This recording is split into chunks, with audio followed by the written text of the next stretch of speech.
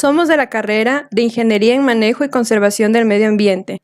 Estamos en quinto ciclo en la materia Procesos de Contaminación y Tratamiento de Aguas. Este video es realizado por Natalie Castro y Dalila Bernal. Como primer tema tenemos compuestos químicos inorgánicos, metales pesados. Por el término metales pesados se entienden habitualmente aquellos metales situados entre el número atómico 21 escandio y el 84 polonio, que aparecen en las aguas naturales desde fuentes antropogénicas o naturales. También se incluyen tradicionalmente los no metales, arsénico, selenio y el aluminio. Las principales características de estos contaminantes son las siguientes. Su origen tiene un importante componente natural, disolución de estratos geológicos o actividad volcánica. En la naturaleza, la cantidad total de metal se mantiene constante, únicamente cambia su especiación química. Con esto se refiere a la forma como se presenta en un momento dado en el medio natural. Los metales pueden formar complejos solubles con ligandos orgánicos o inorgánicos. En el caso de metales, existen tres vías para realizar el fenómeno de adsorción.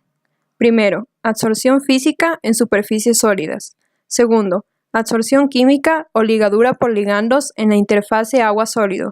Tercero, intercambio iónico con otro ion en la interfase sólido-agua.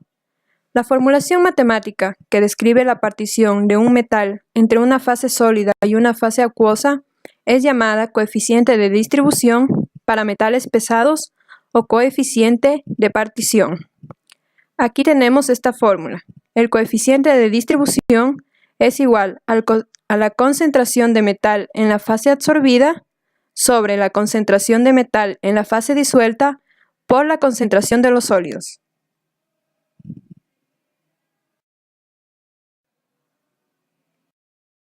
A continuación, se va a realizar una introducción al proceso de equilibrio y reacciones cinéticas para una serie importante de metales pesados: cadmio, arsénico, mercurio, selenio, plomo, bario, zinc, cobre. Estos elementos son frecuentemente citados en la literatura por su carácter tóxico y carcinogénico sobre los seres vivos. Su origen más común es, en las aguas residuales industriales, el cadmio, zinc, cobre, plomo. En la combustión de carbón y demás combustibles fósiles, mercurio, plomo, cadmio, zinc, con el transporte intermedio desde la atmósfera hasta el agua. Filtraciones desde minas o retornos de riego. Arsénico, selenio y bario. Fuentes naturales, arsénico, selenio, bario y cobre. Cadmio.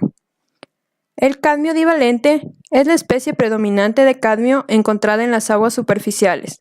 Habitualmente, entre el 60 y el 90% está en esta forma, aunque la presencia de ligandos acomplejantes sea elevada. La adsorción física o química sobre la superficie de diversos sólidos es el principal mecanismo de eliminación del cadmio de las aguas naturales. La adsorción en fangos de río es rápida y el equilibrio se suele alcanzar en muy pocos minutos. La presencia de materiales orgánicos, tales como ácidos húmicos, aumenta el fenómeno de la adsorción. Arsénico. El arsénico puede aparecer en 4 estados de oxidación estables en el medio, +5, +3, 0 y -3. El arsénico es eliminado de la disolución mediante adsorción en arcillas o coprecipitación con precipitados de otros iones metálicos, hidróxido de hierro, óxidos de manganeso, etc. Mercurio.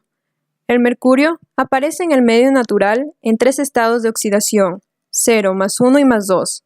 La presencia de una especie u otra depende de potencial redox, pH del sistema natural, existencia de aniones u otros ligandos que podrían formar complejos con el mercurio.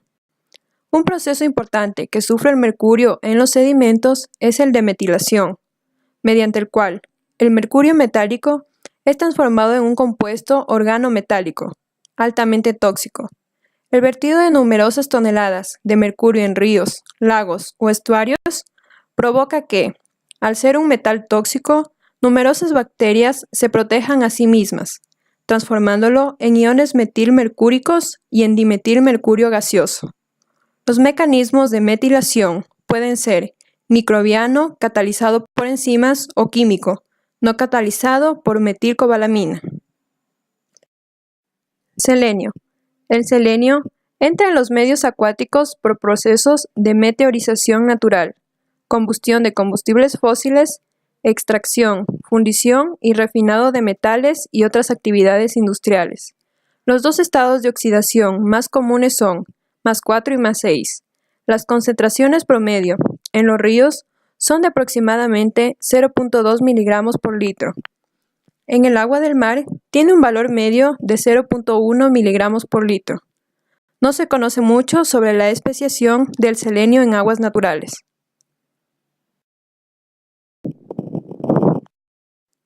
Bario. El bario suele aparecer en la naturaleza en forma de carbonato de bario o sulfato.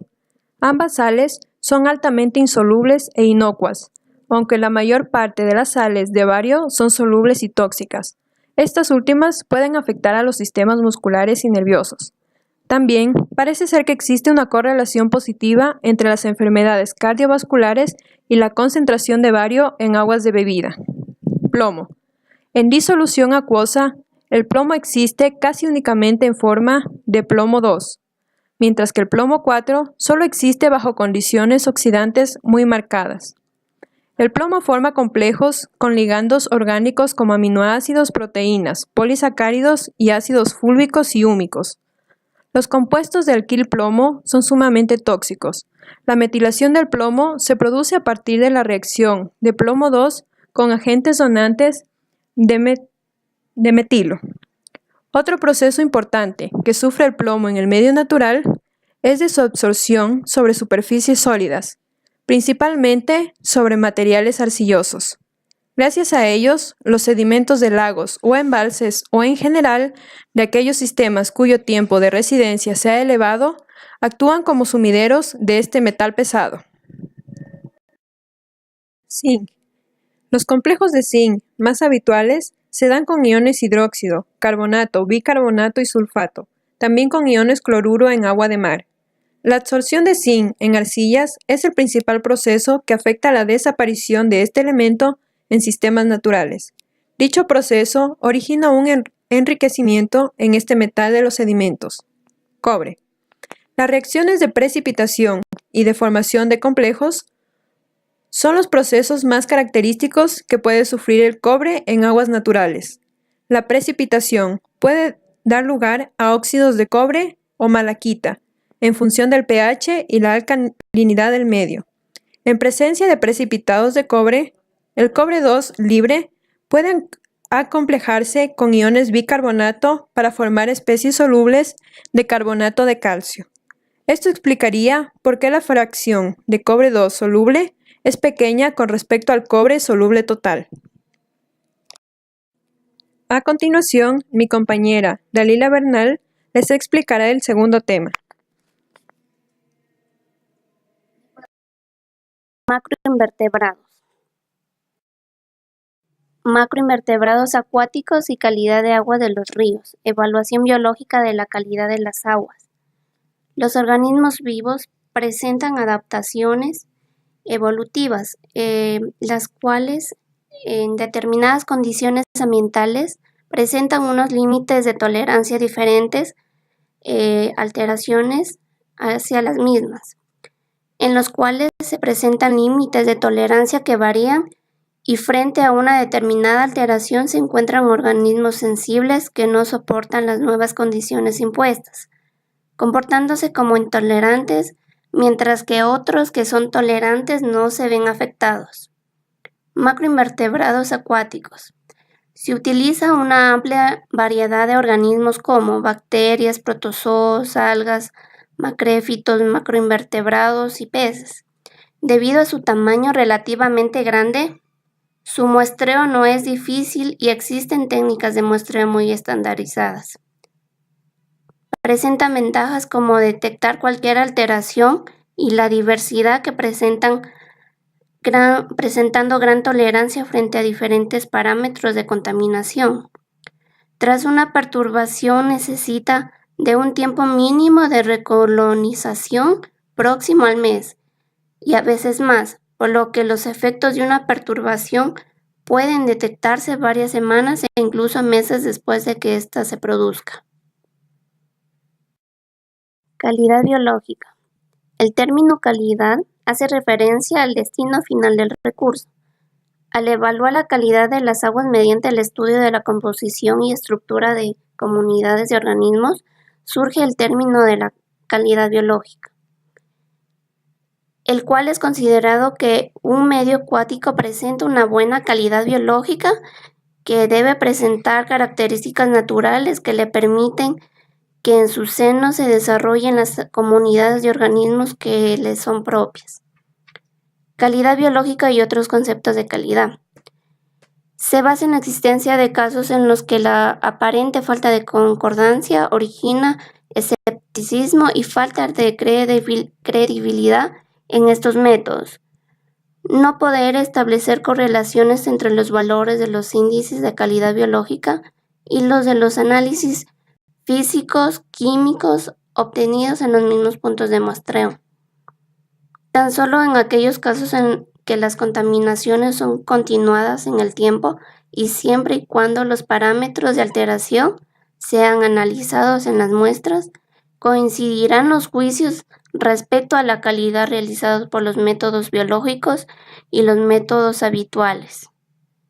En consecuencia, lejos de existir un antagonismo, los métodos biológicos constituyen unos magníficos aliados para ahorrar y encauzar mejor los recursos disponibles en la vigilancia de la contaminación y en la gestión ambiental. Situación actual y perspectivas futuras. Estas metodologías datan de principio de siglo y son numerosas las metodologías existentes y países en las que se aplican por ley y de forma rutinaria.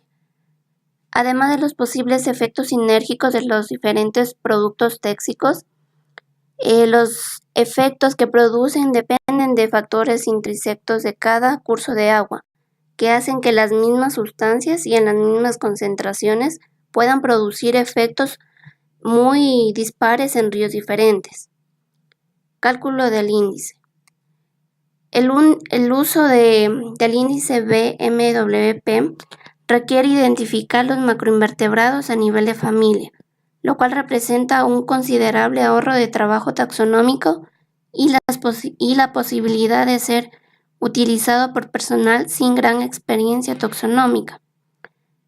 Tras la identificación de macroinvertebrados, se elabora un listado de inventario con las familias presentes. Evaluación biológica de la calidad de aguas con el índice BMWP. La toma de muestras. Debido a que el índice se basa en la existencia de una comunidad de macroinvertebrados que actúa como sensor ambiental, para ello se necesita realizar un muestreo de tipo cualitativo, realizando batidas con las redes en todos los microhábitats existentes en la zona, como orillas con y sin vegetación, zona de piedras, de arena, en corrientes y sin ellas, etc. El muestreo se dará por terminado cuando nuevas redadas no aporten capturas de representantes de nuevas familias de macroinvertebrados. La duración de esta operación depende de la experiencia y habilidad del operador.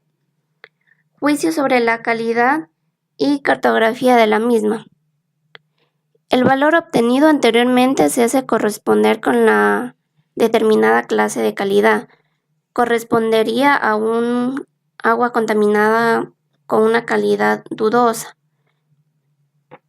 Por ejemplo, el agua contaminada de distinta clase con una calidad dudosa se presenta con problemas a establecer límites estrictos de calidad, que implica la necesidad de reconocer situaciones intermedias entre unos y otros. En conclusión, existe una considerable literatura sobre la calidad de las aguas en diversos países de América del Sur, aunque en la mayoría son muy poco disponibles para su estudio y revisión. En diferentes zonas se han diseñado y aplicado diversas metodologías para el análisis de la calidad biológica de las aguas. Históricamente los índices biológicos han sido ampliamente utilizados, con diversas metodologías, aunque los métodos similares al BMWP, el cual ha ganado en popularidad en los años recientes, extendiendo diversas adaptaciones en diversos países. Su aplicación debe hacerse con cautela, ya que la generación de valores de tolerancia para las diferentes familias a toda América del Sur puede dar lugar a errores importantes en su utilización. Dada la amplitud de ambientes del continente, es imposible una generalización del método y debe estudiarse con cierto detalle la distribución de las diferentes familias implicadas. Esto ha sido toda nuestra presentación. Espero les haya gustado. Gracias.